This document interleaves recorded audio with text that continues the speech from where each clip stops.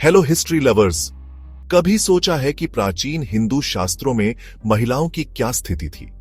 आज हम मैत्रेय संहिता के बारे में जानेंगे। ये एक प्राचीन ग्रंथ है जिसमें महिलाओं के बारे में कुछ रोचक बातें लिखी हैं। तो असली कहानी क्या है? मैत्रेय संहिता को अक्सर जुआ और शराब के साथ महिलाओं को पुरुषों के लिए 3 प्रमुख बुराइयों में से एक बताने के लिए बदनाम किया जाता है। लेकिन क्या यही पूरी सच्चाई है? चलो इस रहस्य को सुलझाते हैं। सबसे पहले कॉन्टेक्स्ट समझना जरूरी है। मैत्रेय संहिता यजुर्वेद का एक हिस्सा है जो हिंदू धर्म के 4 वेदों में से एक है।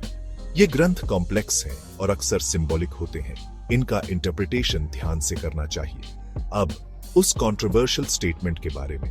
हाँ, कुछ वर्सेस में महिलाओं का नेगेटिव रूप से जिक्र है, लेकिन याद रखें यह वह समय था जब कई ग्रंथ पैट्रियार्कल बायस के साथ लिखे गए थे। उस समय का समाज आज के समाज से बहुत अलग था और ये विचार उस समय के नॉर्म्स और बिलीफ्स को दर्शाते हैं।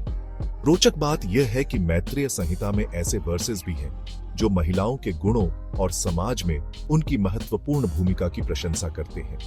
उदाहरण के लिए महिलाओं को परिवार और सामाजिक ढांचे की रीढ़ बताया गया है, जो हार्मनी और ऑर्डर बनाए रखने में उनके महत्व को दर्शाता है।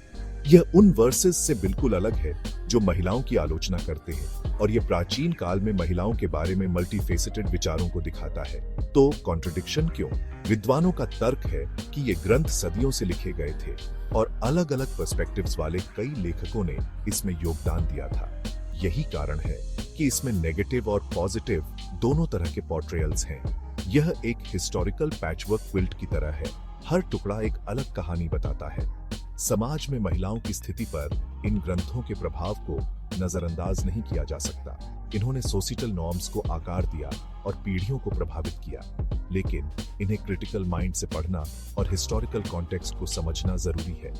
आज के समय में इन ग्रंथों की व्याख्या करने का मतलब बैलेंस ढूंढना है, हिस्टोरिकल बायसेस को पहचानना और साथ ही उनके कल्चरल हेरिटेज की सराहना करना।